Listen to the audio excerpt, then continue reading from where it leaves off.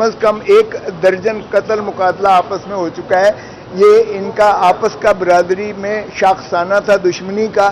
اور یہاں خیر سے ایک ماشاءاللہ کل آپ کے سارے چینلز نے سب کچھ بند کر کے تو ایک شخص کو باہر جو ترجمان اپنے آپ کو پرائم منسٹر صاحب کے فرماتے ہیں، وہ میں نام نہیں لینا چاہتا کیونکہ ایک اور کے نام پر بھی بندش لگی ہوئی ہے، آپ اس کا نام بھی شاید جو ہے بلیک آؤٹ کر دیں یا نہ کریں، تو اس لیے میں نام لینے کی بجائے وہ خیر سے اپنے آپ کو ترجمان وزیر اعظم فرماتے ہیں اور وہ کہتے ہیں یہ قتل عمران خان نے کروایا ہے.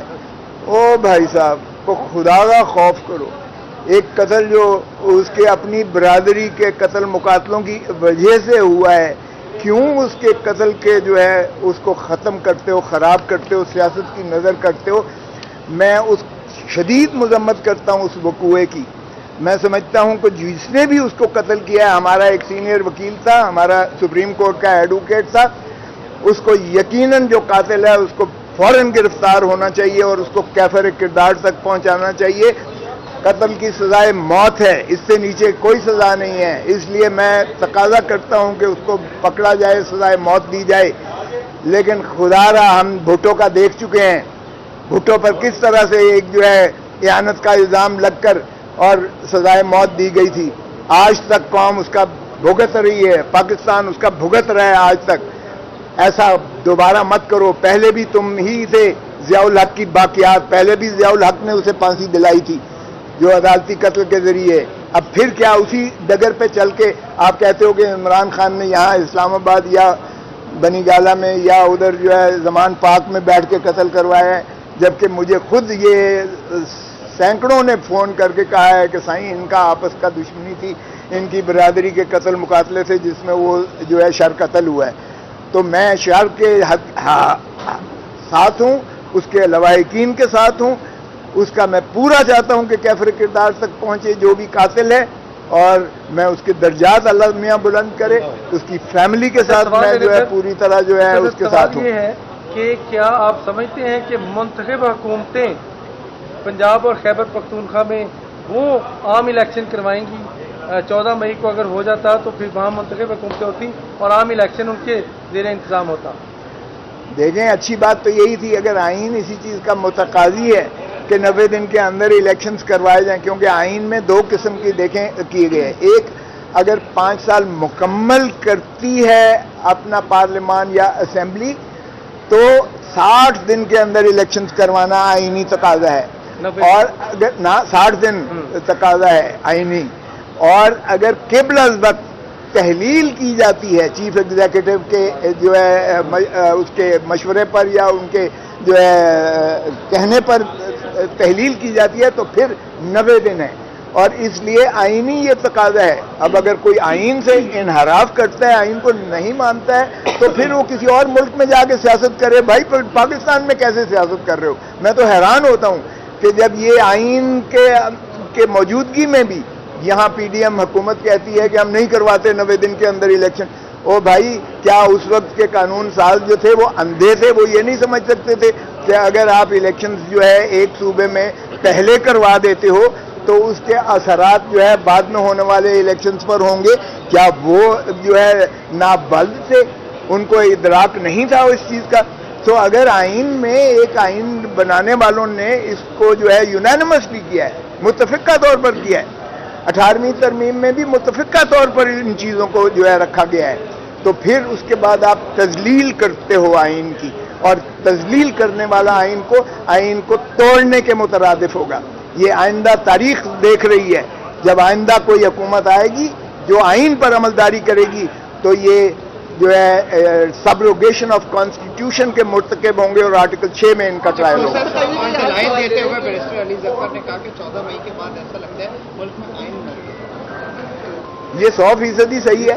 اس وقت پاکستان سرزمین بے آئین ہے، اس میں کسی کو کوئی شک ہے؟ کون سا آئین؟ یہ وہ ضیاء الحق والی حکومت چل رہی ہے جو کہتا تھا یہ کیا آئین ہے، یہ چند کاغذ کے پرزے، اور وہ جوتی کے نوک پر رکھتا تھا. یہ تو جمہوری حکومت ہو کے آئین کے ہوتے ہوئے یہ بھی اسی طرح کر رہی ہے. किस आइन की बात करते हो? ये अपने आइन पर जो है अमलदारी है।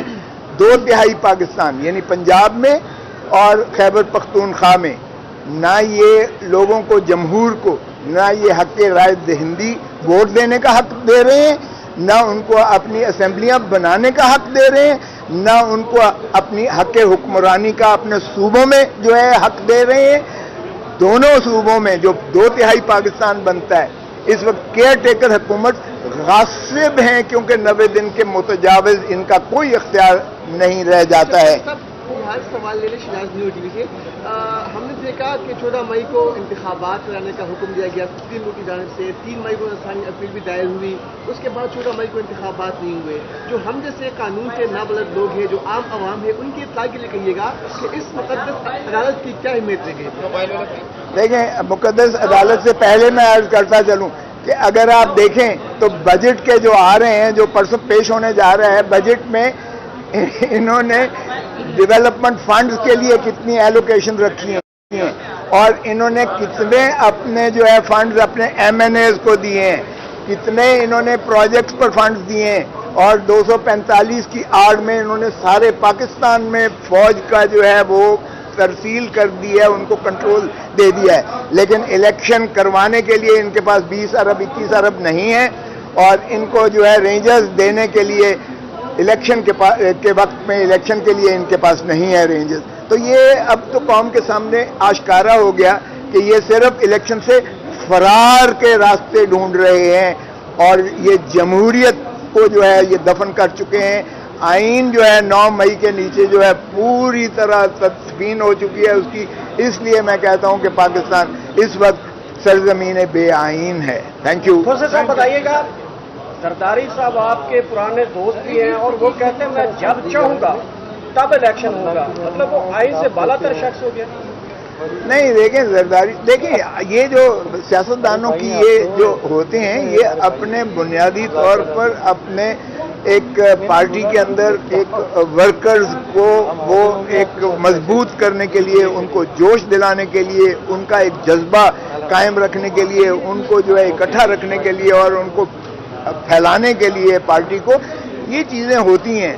इसको खुदारा ऐसे कॉन्टेक्स्ट में न लें कि मेरी पार्टी कोई चीज आइन से मावरा करना चाहती है।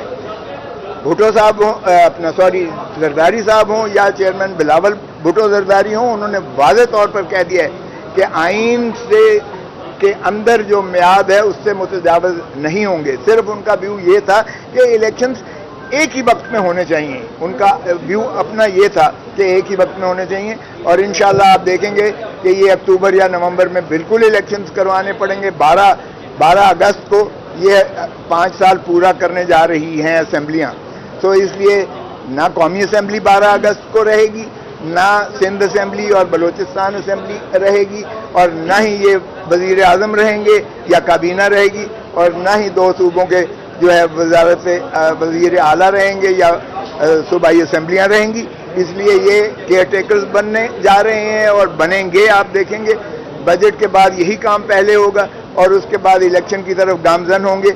इलेक्शन कैसा होगा ये मैं नहीं कह सकता, क्योंकि एक पार्टी का अगर हाथ पैर बांध के आपने उसको तितर बितर करके हवा में फेंक दिया है बखेर कर, तो ये हैं जो मरियम बीबी कहती थी कि लेवल प्लेइंग फील्ड। सो लेवल प्लेइंग फील्ड तो मरियम बेबी की ख्वाहिश पूरी हो गई है। अब आ जाएं और लेवल प्लेइंग यारा इलेक्शन करवा दें, लूला लंगड़ा करवा दें, जैसे करवा दें, जमहूरियत को दफन ना करें। एक चीज बताइएगा, आपने कहा कि जी पीडीएम हुकूमत, क्या इलेक्शन कराना हुकूमत का काम है या इलेक्शन कमीशन का काम है? देखें, इलेक्शन कमीशन ऑफ पाकिस्तान का काम है, लेकिन अगर इलेक्शन कमीशन जो है हुकूमत का ज़ैली इदारा बनकर अमल करे तो फिर उस पर भी तरस आता है मुझे। अच्छा, इस वक्त जो कासिम के अब्बू और जो हमारी जो नाम नहीं ले सकते, मैं आपकी मजबूरी से, जो कुछ इस वक्त हो रहा है बेहसीती खानदान, क्या समझते हैं, क्या कमेंट करेंगे आप? देखें, ये जो मजालिम इस वक्त ढाए जा रहे हैं, ये ज़ियाउल हक ने भी कभी नहीं किए थे। ज़ियाउल हक ने कोड़े मारे, हमें उसने फांसी पर लटकाया, हमारे जो है यानी दरो दीवार हिला के रख दिए, लेकिन उसने औरत को कभी नहीं छुआ था। यहाँ ये औरत का देखें, शीरी मजारी का क्या अशर हुआ। 5 दफा अदालत ने उनको मुखलसी दी बेल की, 5 दफ़ा जो है उनको अंदर कर दिया गया। और ईमान मज़ारी उसकी बेटी का जब धमकी दी तो कोई भी शख्स जो है, वालिद हो या वालदा हो, वो बर्दाश्त नहीं कर सकती है। अगर इसी तरह दूसरे लोगों को ये कहा जाए कि तुम्हारी बेटी या बीवी या माँ या बहन की नंगी तस्वीरें वायरल कर दी जाएंगी, तो माफ़ कीजिएगा, ये आज तक कभी पाकिस्तान की तारीख में न सुना गया न देखा गया था। और इसी तरह अगर 80-80, 82 सालों के उनके वालिदैन को आप अंदर कर दें और उनको पाबा सलासिल कर दें, तो मेरा नहीं ख्याल कोई बर्दाश्त कर सकता है। बाहर के आपने जो कर लिया, अल्लाह का वास्ता है, ये हाथ बांध के कहता हूँ कि खुदारा लूले लंगड़े जैसे भी हैं इलेक्शंस करवा दो, जमहूर को उनका हक दो, पाकिस्तान के अवाम को जो बुनियादी हकूक आइन ने दिए हैं वो कर दो, ताकि कम से कम रियासत का नुकसान ना हो। पाकिस्तान में बाहर आप जाने लायक नहीं हो, क्योंकि इतनी बदनामी हो गई है, इतनी बदनामी हो गई है ह्यूमन राइट्स की वायलेशन की, कि आज मोदी भी कहता है कि पाकिस्तान तो सेल्फ डिस्ट्रक्टिव है, मुझे कहने की जरूरत